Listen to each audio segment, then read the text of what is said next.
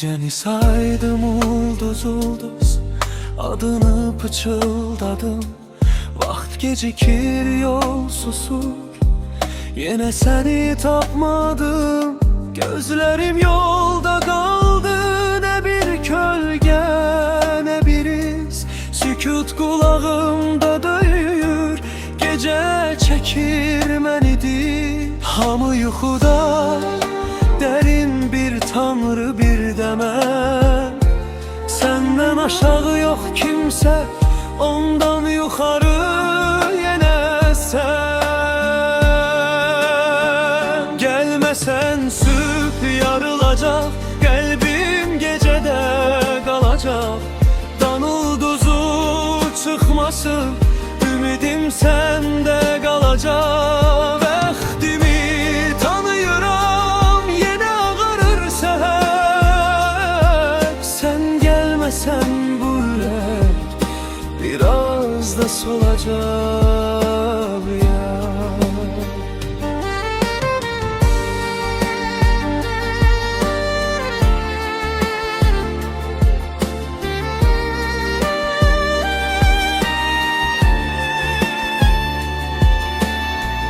Bir kuş sesi oyadır gecenin son nefesin.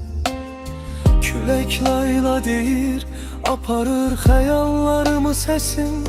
Korkum budur süp gelsin, sen gelmeden açılsın.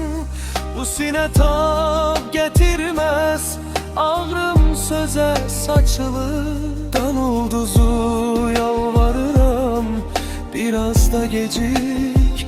Çıksan da bil ulduzum senden ayrı sönüktür Gelmesen süp yarılacak, kalbim gecede kalacak. Dan ulduzu çıkmasın, ümidim sende kalacak. Bəxtimi tanıyıram, yine ağarır seher. Sen gelmesen bu yürek biraz da solacak ya. Eşkte vefa yazılmayıp taleyin kitabına. Seher gülür üzüme, xəncər vurur sineme.